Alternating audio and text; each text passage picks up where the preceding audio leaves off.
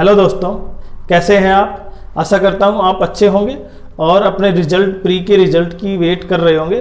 तो आपके लिए अति हर्ष की बात है कि एसएससी अब 12 और 18 नवंबर के बीच रिजल्ट आउट करने वाली है। तो आपका जो रिजल्ट आपने जैसा एग्ज़ाम दिया था उसके अनुसार आपका रिजल्ट आ जाएगा। आशा करता हूं आपके प्री क्वालिफाई हो और मेंस के लिए आप बैठें। और आप मेंस के लिए बैठेंगे तो जब हमने देखो सभी बात करते हैं ग्रुप बी पोस्ट में, वो भी 4600 और 4200 ग्रेड पे की, लेकिन आज हम आपके लिए लेके आए हैं जो 2800 और 2400 ग्रेड पे पे लेवल 5 और पे लेवल 4 पर जो पोस्ट हैं और उसकी अप्रोक्सीमेट कितनी सैलरी जाती है और उसके लिए कट ऑफ लगभग कितनी जाएगी। तो हम सब चीज लेके आए आपके लिए। तो आप देखें, सबसे पहले देखें, आप अगर ग्रुप बी में है, बी में 4200 ग्रेड पे और 4600 ग्रेड पे, ये दो हैं। इनसे नीचे जैसे आएंगे ग्रुप सी में दो कैटेगरी हमारे पास 2800 ग्रेड पे की और 2400 ग्रेड पे की। अब दोनों का काम थोड़ा थोड़ा डिफरेंस है, बस थोड़ा सा, लेकिन दोनों के ग्रेड पे में काफी डिफरेंस हो जाता है, 2800 और वहां पे 2400। तो आपकी सैलरी में भी डिफरेंस आ जाता है उससे। तो हम सबसे पहले देखते हैं यहाँ पे 2800 ग्रेड पे में कौन कौन सी पोस्ट हैं। सबसे पहले है ऑडिटर कैग में, controller and auditor general of India में। कैग में ऑडिटर है जिसका ग्रेड पे कितना है भाई 2800।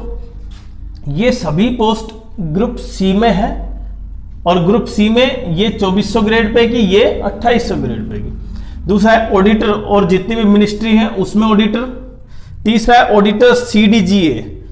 सीडीजीए डिफेंस अकाउंट होता है, कंट्रोलिंग ग्रुप, ये डिफेंस अकाउंट, जो डिफेंस का जो अकाउंट है उससे संबंधित जो ऑडिटर होते हैं उसकी भी ग्रेड पे कितना है 2800। उसके बाद अकाउंटेंट्स और ऑडिटर दोनों का काम थोड़ा थोड़ा डिफरेंस है, लेकिन सैलरी दोनों की सेम है। देखें यहाँ पे अकाउंटेंट्स और ऑडिटर दोनों, यहाँ पे देखें दोनों सीजीडीए में है डिपार्टमेंट, लेकिन दोनों का काम में काफी फर्क है।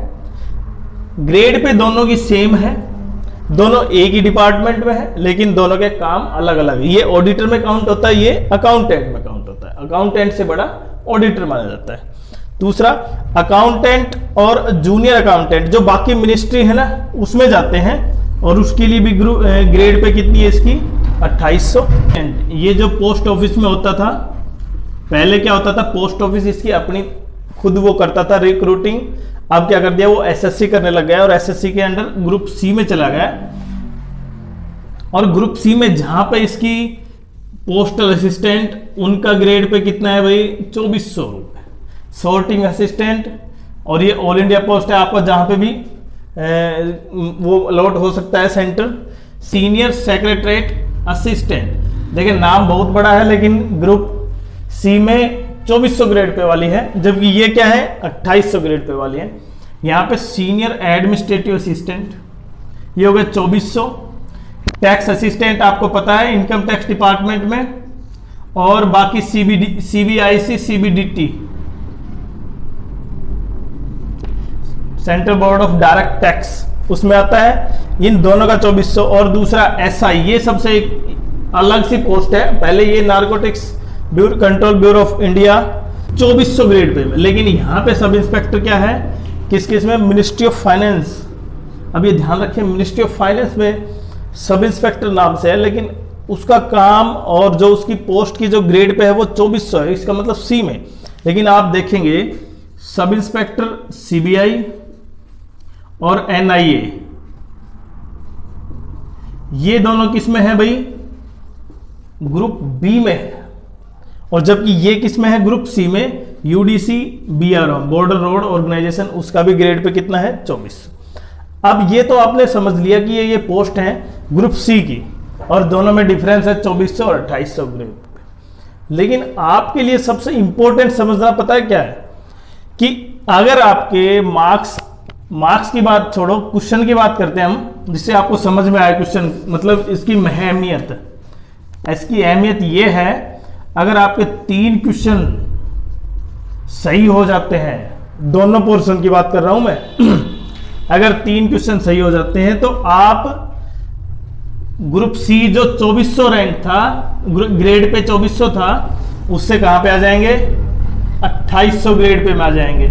और अगर 3 से ऊपर क्वेश्चन सही हो जाते हैं तो आप ग्रुप बी में चले जाते हैं, डिविजनल अकाउंटेंट वगैरह। उसके बारे में हम यहाँ पे नहीं पढ़ रहे, लेकिन हम इंपॉर्टेंस बता रहे हैं कि मेंस में एक एक क्वेश्चन की कितनी इंपॉर्टेंस। अगर आपका 3 क्वेश्चन मानो गलत हो जाते हैं तो आप मेरिट लिस्ट से क्या हो जाते हैं, बाहर भी हो जाते हैं।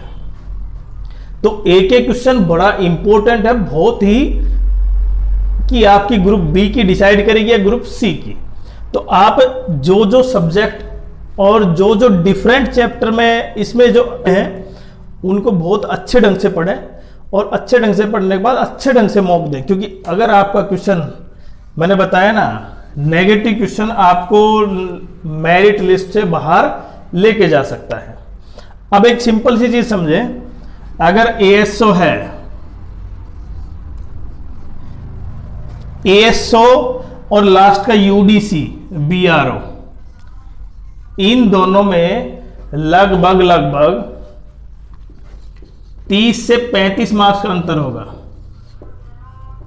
तो आप ये समझे दोनों में डिफरेंस ज्यादा नहीं है, लेकिन दोनों में डिफरेंस इसलिए ज्यादा नहीं है क्योंकि पोस्ट तुरंत क्या हो जाती है, पूरी हो जाती है, और एक एक मार्क्स पर क्या हो जाते हैं, कई कैंडिडेट हो जाते हैं। और मेंस की कट ऑफ कितनी जाएगी वो हमने वीडियो में अपलोड किया हुआ है, लेकिन आप ये समझे दोनों में डिफरेंस इतना नहीं है कि जितना आप समझ रहे हैं।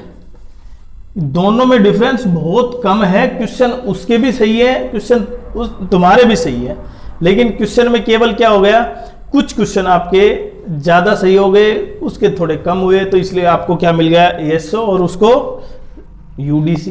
तो बहुत ज्यादा डिफरेंस हो जाएगा। इसलिए प्रत्येक पार्ट जो सेक्शन फर्स्ट और सेक्शन सेकंड है, मतलब जिसमें मैथ्स और रीजनिंग है, आप उसमें सबसे ज्यादा नंबर लेने की कोशिश करें, क्योंकि वही क्या है, पॉजिटिव पॉइंट।